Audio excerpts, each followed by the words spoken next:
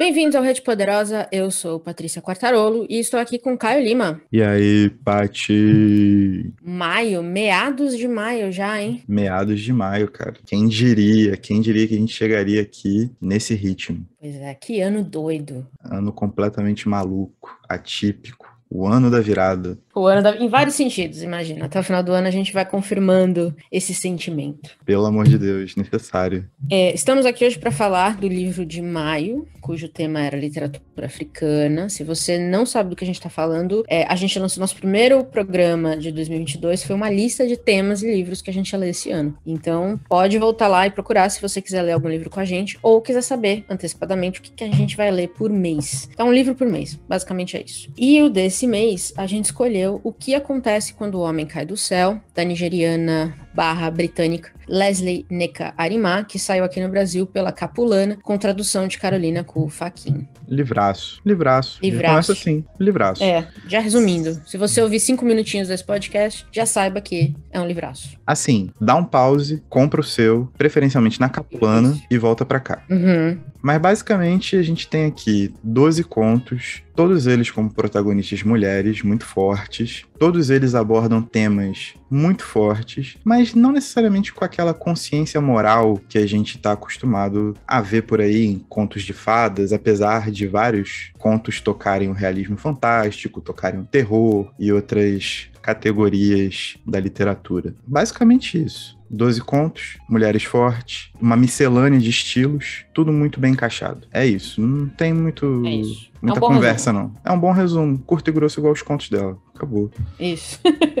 Antes da gente entrar mais a fundo aqui no livro, eu queria tirar uns minutinhos. Esse episódio não é patrocinado, mas eu não queria perder a chance de falar da Capulana, que é uma editora que tem trazido títulos aí nunca antes traduzidos no português, né, para o Brasil, e tem focado em obras da Angola, Moçambique, Nigéria, Portugal, Quênia, Zimbábue, que tem um viés muito específico de interseccionalidade. A gente falou, acho que foi ano passado, de Sangue Negro, da Noêmia de Souza. Foi ano passado? Eu tô perdidíssima. Ano passado ou retrasado, belo episódio com a Renata, beijo Renata, pois é, confiram. Exatamente. Então assim, ela é conhecida como a primeira dama da poesia moçambicana e nunca tinha sido publicada no Brasil, que é uma vergonha, porque ela escreve em português, é uma coisa que me deixa puta da vida, é isso, né? Não dá pra ser mais fácil do que isso. E ainda assim, nunca tinha vindo pro Brasil. Então a Capulana fez esse trabalho e tá fazendo esse trabalho com outros nomes, também contemporâneos agora, da literatura desses países, dessas novas vozes que estão trazendo raça, gênero, refugiados, esses temas que são tão importantes. Então, se você tem interesse nesses assuntos, eu vou recomendar fortemente o catálogo da Capulana aqui para vocês.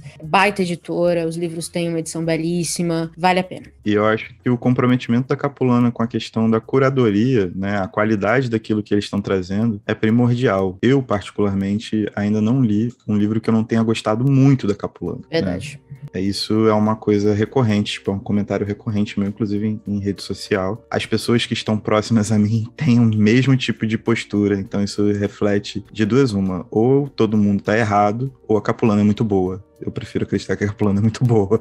Eu também acho, hein? Eu também acho. Por favor, né? Pois muito bem, vamos então voltar ao livro. No começo eu falei que ela era, né, nigeriana britânica, porque ela vem de uma família militar, então ela viajou bastante, viveu em vários países por conta do trabalho do pai, mas ela nasceu no Reino Unido e grande parte da criação dela foi na Nigéria. E isso se reflete muito nos contos, né? Ela fala muito ela disse numa entrevista que eu achei incrível, que ela tenta falar da Nigéria, do passado, do presente e do futuro. Porque tem uns contos, assim, que tem um quezinho ali de ficção científica. E eu gosto muito quando as histórias de ficção científica se passam em países em que a maioria das pessoas não esperaria. Ninguém imagina uma ficção científica no Brasil. Ninguém imagina uma ficção científica na África, porque não se vê tecnologias avançadas, né? Hoje, nesses países, ou não se espera ver. Então eu gosto porque ela traz um pouco dessa Nigéria que ela conheceu tão bem, também com o que ela vê no mundo, porque hoje ela mora nos Estados Unidos, ela já mora nos Estados Unidos há muito tempo. Então tem alguns contos que são, pelo menos a minha impressão foi, fundamentalmente nigerianos e africanos, talvez, e alguns contos que são universais. Você também ficou com essa impressão? Sim, eu fiquei, mas eu achei interessante como ela movimenta esses contos que têm um pé maior, digamos assim, ou um pé fincado na Nigéria.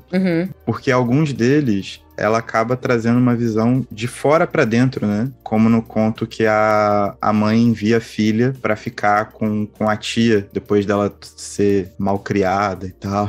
como se fosse um tipo de reformatório, sei lá o quê. E aí é isso, tipo, é uma descendente direta de nigerianos, mas totalmente criada nos Estados Unidos, com a cultura americana, conhecendo essa nova cultura muito próximo. Mas é uma cultura que ela vê um passado refletido, que é o passado da mãe, pelo qual ela sempre soube, um passado que vai sendo transferido a partir das conversas, do cotidiano. Ela se depara com aquilo acontecendo no presente, né? E existe essa transição de coisas simples do dia a dia. Isso eu achei muito impressionante na literatura da Deleuze. Que a fofoca de antigamente não é a mesma fofoca de hoje, mas ainda é fofoca, sacou?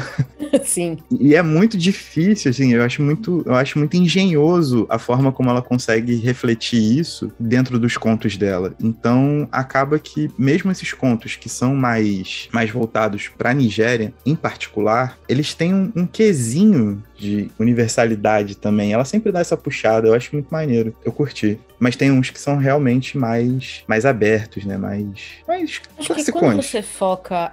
acho que quando você foca em personagens femininas, e aí ela fala muito de violência, de abandono, do impacto da imigração, né? As expectativas que se tem dos imigrantes. Eu acho que quando você foca nas mulheres, você tem uma experiência universal ali, que é, por exemplo, o primeiro conto, que pra mim é um dos mais fortes, porque ele já te impacta logo de cara, é só você abrir qualquer página de notícia e você vai ver uma história muito parecida com aquela, né? Que é um homem ameaçando matar uma mulher pra não largar ele. E a família tentando ajudar. E o que você vai ver nas notícias é quando efetivamente ele a mata. Então, é uma história que se passa na Nigéria. Mas, de novo, se eu abrir o UOL, e eu olho isso todo dia, tem uma história extremamente similar. Então, acho que quando você tem uma certa... Pra mim, uma linha que você pode cortar em todos esses... que perpassa todos os contos, é essa experiência feminina com a violência e o abandono. E aí a imigração, talvez, dependendo, obviamente, né, de onde você mora e de como essas expectativas se manifestam, mas mesmo isso, mesmo se você não for uma imigrante, existe uma expectativa de atuação feminina em público que também ela é igual em todo lugar. Então a mulher em público ela tem que ser, de certa forma, né, recatada, bela e do lar. Eu lembro uma vez, recentemente teve, não sei se você viu no Twitter, rolou a polêmica do Twitter, uma das recentes é que uma mãe tinha sido barrada pra entrar num bar com a criança de colo, um bar no centro de São Paulo no meio da tarde. Progressista, e aí, né? Aí o grupo se dividiu entre, não só isso, mas o grupo se dividiu entre, ao invés de falar do problema real que a gente tava vendo ali, o grupo se dividiu entre, mas você não tinha que estar lá com seu filho. O povo, né, então assim, o bar tem direito, porque não é um lugar pra criança, e o pessoal falou, não, mas peraí, mas é um bar no meio de uma tarde, ele é aberto pra família, pra todo mundo. Então, a conversa não era essa. Tinha coisas por trás dessa conversa que eram mais importantes. Mas o que eu fiquei pensando muito em vendo o povo debatendo pra frente e pra trás ali, era justamente isso, essa expectativa do que a mulher deve ser, nesse caso uma mãe, né? O que ela é mãe solteira, ela foi encontrar uma amiga, ela tinha que levar o filho, ela não tinha opção. Então assim, o que a gente espera das mulheres? E eu acho que a Leslie aborda isso de uma maneira, às vezes tão crua, que chega a ser, no conto em que a mãe vive de falcatrua e vende a filha pra homens, assim. Ela faz isso de uma maneira tão crua que você termina sentindo como se você tivesse lido 500 páginas de uma tragédia. É pesado demais. Particularmente, o último parágrafo desse conto é estarrecedor, né? Que é o cúmulo da maldade, mas eu acho que isso que é muito interessante e coloca a Leslie num patamar diferenciado de contistas de língua inglesa, no geral, que eu tenho acompanhado. É que ela consegue deixar o conto dela muito seco. Mas não seco,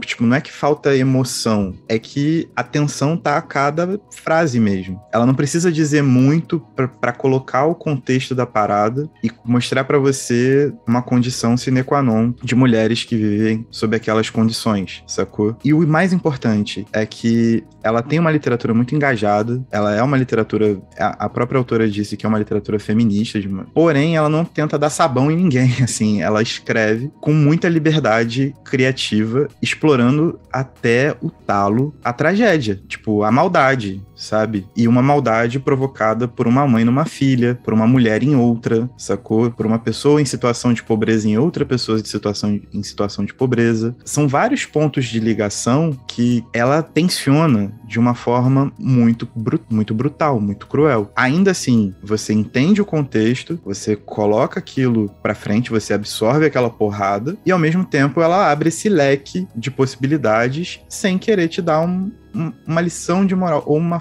forma de como proceder. A literatura dela não é um conjunto de formas, sabe? Ela conta histórias, ela cria histórias, e essas histórias, algumas são um pouco mais esperançosas, algumas são um pouco mais cruéis, algumas são totalmente mais cruéis, sacou? Nenhuma delas exatamente muito feliz. Mas elas estão ali. Pois é. Elas estão ali, sabe? E ela marca o nome dela. E não à toa, assim, eu não sou o maior fã de prêmios do mundo, todo mundo sabe disso. Mas não à toa ela é uma autora com menos de 40 anos tão premiada, sabe? Porque é realmente um trabalho de muita competência com a caneta que ela tem. É realmente um trampo muito foda. Mais ainda, né? Porque é um livro de estreia. Livro de estreia. É muito difícil. Eu acho muito difícil escrever conto, tanto quanto eu acho difícil escrever poesia, né? Nas duas entrevistas recentes que a gente fez com poetas, com a Yumi e com a Nadi, eu fiz a mesma pergunta que eu fiz pra você também. Quando termina um poema? Porque não é fácil. Quando você tem que reduzir as coisas. É muito mais fácil você explicar uma coisa em 50 páginas do que em 5. Eu sempre achei muito difícil contos. E tem conto que você termina e sente que falta alguma coisa. Então, esse livro ser um livro de estreia é muita maturidade que ela traz nas histórias. E a gente vê que é óbvio, né? Ela traz muito do que ela conhece, como ela mesma já falou, então ela traz muito da vida em si, mas também a gente vê assim, ela, apesar dela não ter passado a vida inteira na Nigéria, ela traz questões históricas que vêm junto com traumas familiares que vem junto. Então, por exemplo, numa entrevista ela disse que o conto em que o pai, que é militar, conta histórias de guerra pra filha veio do pai dela. O pai dela fazia muito isso, lidava muito com problemas que ele teve, né, de coisas que ele viu e tudo mais. Então ela cita Biafra, por exemplo, que é uma questão incrivelmente sensível na Nigéria, né, que foi a tentativa da República de Biafra, que era um estado secessionista,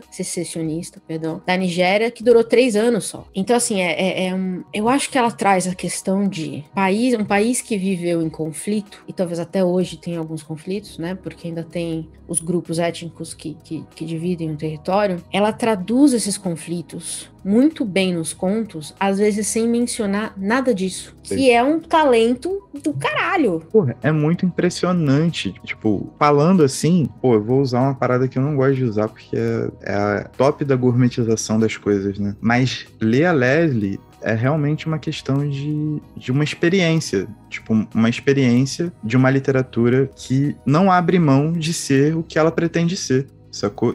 Às vezes isso parece muito difícil hoje, manja? Dentre todas as influências que você tem em volta, todos os assuntos e as pautas que tem que ser abordadas, ela não deixa de ficar claro em momento nenhum. No livro, você não precisa pesquisar falas dela, se ela teve algum problema, alguma polêmica de Twitter, você não precisa pesquisar absolutamente nada. O livro coloca você dentro daquilo que ela promove como ideia, ponto. E ao mesmo tempo ele não abre mão de ser um livro de ficção. Outro ponto positivo é que ela não se rendeu pra autoficção, né?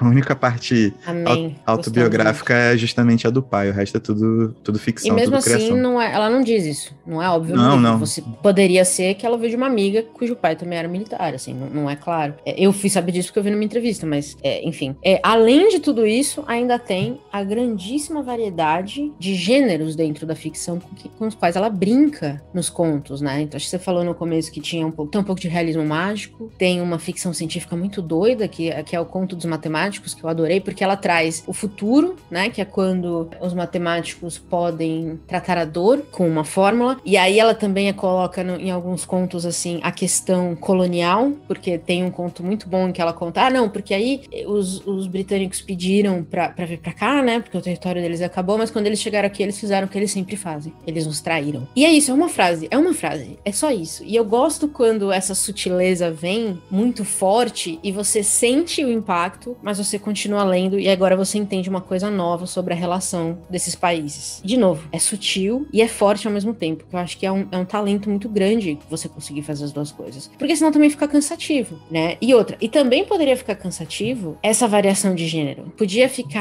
aparecer uma autora que não sabia muito bem onde ela queria ir, mas em nenhum momento dá essa impressão. Na verdade, eu terminei o livro achando que a Leslie podia escrever qualquer coisa que ela quisesse. O próximo livro dela pode ser literalmente qualquer coisa. E de novo, que talento incrível. Sim, perfeito. Uma pausa nesse episódio para te contar umas coisas muito legais. Você sabia que o Rede Poderosa tem um site? No www.centralredepoderosa.com.br você encontra as referências de tudo o que falamos nos episódios e a lista completa das recomendações dos BOs. No Spotify e no Deezer você também pode acompanhar a playlist Rede Poderosa Modo Shuffle, com as músicas que usamos nos episódios e também o que recomendamos nos BOs. Ouvindo os nossos episódios pelo aplicativo Orelo, você nos ajuda a remunerar toda a cadeia de produção que traz cada episódio para você. É só baixar o aplicativo e buscar por Rede Poderosa, e o aplicativo é gratuito. Por fim, você pode nos seguir no Instagram, no @centralredepoderosa, para saber tudo o que está para sair, ver os posts especiais que eu e o Caio preparamos toda semana, e ainda teremos uma caixinha de pergunta toda terça-feira para você comentar e perguntar o que quiser. Nós responderemos e comentaremos os envios nos episódios do Chá Revelação. E agora, de volta à programação normal. Existe uma questão em livros de conto que é sempre como você monta, né? Porque o conto por si só, né, eles são peças separadas, mas eles, quando em conjunto ali, quando proposto dessa maneira que o livro da Leslie foi proposto, eu acho que a forma como eles se encaixam, ela muda completamente a percepção que a gente tem daquilo que a gente está lendo. Principalmente nós, que somos acostumados a pegar um livro de contos e ler o livro de conto normalmente em sequência. Principalmente quando a gente gosta muito, né? Tipo, a gente gostou do primeiro conto, parte pro segundo, parte pro terceiro, quarto, quinto. Existe uma domesticação do romance sobre os nossos pontos de vista como leitor que é muito forte, que muitas vezes impede que a gente leia um conto e separe e tudo mais. Mas é aí que eu acho que é outra grande parada. Tipo, o livro foi muito bem montado. E essa transição entre tempos, né? Entre o passado, o presente e o futuro, esse futuro especulativo que ela tenta recriar em alguns contos, ela tem uma fluidez muito forte, algumas vezes dentro do próprio conto, mas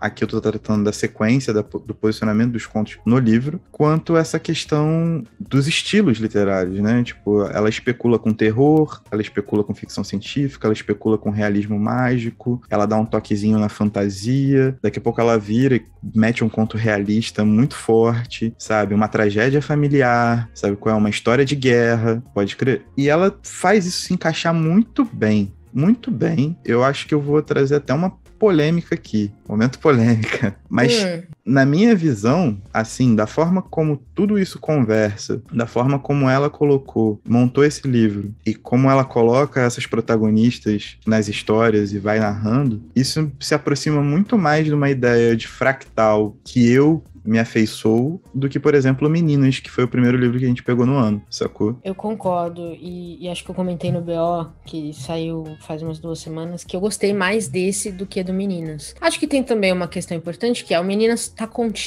muito contido ali pela decisão da autora de falar de uma faixa etária muito específica e num país muito específico, né? Num momento muito específico da Rússia. Então ele é um livro contido. E o que a Leslie faz, ela assim, a Leslie é como se a Leslie tivesse o mundo inteiro pra brincar e a Ulitskaya tivesse só a Rússia. Então eu acho que essa é uma grande diferença que eu senti nos dois. Pra mim, o da Leslie é muito mais coeso. É muito mais coeso e interessante no final. Então eu concordo. Eu acho que eu daria mais pra esse título do que, de fato, pro da Ulitskaya. Sim. Esse livro também me fez lembrar muito o disco novo do Don L, né? O Roteiro pra Inus Volume 2, que ele faz exatamente essas transições, tipo, uma faixa tá no passado, outra tá no presente e outra especula um futuro. E elas vão se encaixando e fazendo sentido. Então, como eu já defendi que esse é um disco mais importante da música brasileira nos últimos 20 anos, esse disco tá muito na minha cabeça. E quando eu fui lendo o trabalho da Leslie, eu fiquei, tipo, batendo no livro, assim, com o dedo e falando, é isso. É isso.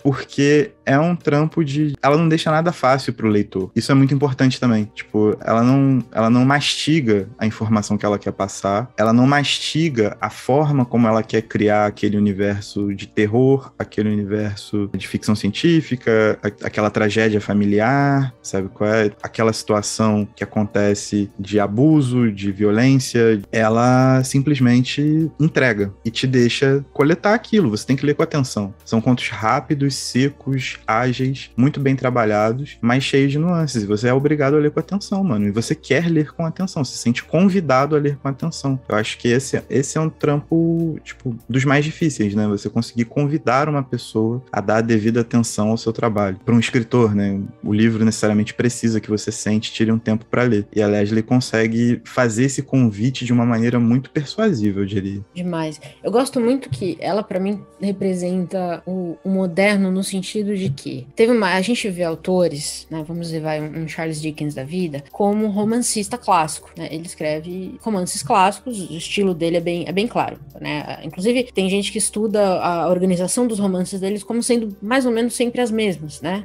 Os plots, onde vai vir a quebra e tudo mais. A mesma coisa, talvez, o Machado de Assis, talvez um pouquinho mais versátil ali. Mas a Lesley, pra mim, representa uma coisa que eu gosto muito, que é ninguém é só uma coisa. E eu acho que na literatura, a gente tende a colocar os autores nessas caixinhas, né? Então, esse aqui é um romancista, esse aqui é um contista, esse aqui escreve ficção, escreve, sei lá. Tem esses gêneros, nessas categorias, e o que ela fez aqui pra mim foi quebrar tudo isso. Basicamente, ela falou assim, tá bom, eu vou começar então dizendo pra vocês que eu escrevo o que eu quiser, e não o que você quiser. E eu gosto que eu terminei o livro com essa sensação, como eu falei, pra mim, o próximo, não dá pra saber o que ela vai escrever depois. Não tem como prever, porque, e ela, nas entrevistas que eu vi com ela, ela lê muito gêneros diferentes, como todo mundo. Então, por que um autor, quando ele, né, automaticamente ele tem que estar num gênero? Ele tem que escrever um gênero puro, específico e só aquilo. Eu acho que a gente tá mudando essa conversa agora. E pra mim, ela representa muito isso. Muito uma autora que ela vai fazer o que ela quiser. Se ela quer fazer realismo mágico, ela vai fazer. Se ela quer fazer ficção científica, ela vai fazer. Se ela quer fazer biografia, se ela quiser escrever uma autobiografia, também vai estar muito claro pra gente ali de onde vem todas as referências. Entende? Assim, eu gosto de um autor que deixa a gente questionando o que vem depois. E eu acho que não são muitos que fazem isso hoje. Então, pra mim, ela vem com essa voz moderna mesmo, de tipo assim, espera aí, e quando eu estiver pronta, você vai receber alguma coisa. Eu gosto disso, eu gosto dessa impetuosidade, assim. E ela tem caneta pra isso, né? É bizarro. Exatamente. Tipo assim, vai ser o tipo de livro que eu vou comprar sem saber nem o que é, entendeu? Exato. Isso. Sou eu comprando Bolanho, Hilda Hilst, qualquer coisa do tipo. Ela me fascina num nível, porque também sempre que você tem um livro de estreia desse tamanho, dessa magnitude, e realmente, pra mim, tipo, esse é um livro de estreia perfeito. A expectativa só cresce, né? Não tem como você não esperar nada espetacular. E aí eu acho que é muito bizarro, porque a gente volta, e eu vou voltar, pra você ver, né? Eu tô usando prêmio como argumento, mas... O mundo gira, né? O mundo Puta gira. Merda, capota. Nossa senhora. Ela ganhou alguns prêmios, muitos prêmios. Com o livro, os principais foram o Kirkus Prize, o Minnesota Book Award e o New York Public Library. Isso de 2017 a 2018, a data de lançamento. Só que depois, ela simplesmente ganhou o Kane Prize for African Writing em 2019 com um outro conto que se chama Skinned, que não tá no livro. Eu não sei se tá publicado em alguma outra edição de contos dela, eu não cheguei a checar. Porém, eu sei que o conto não tá traduzido para português. E eu já quero, pô. Ainda não. Tá ligado?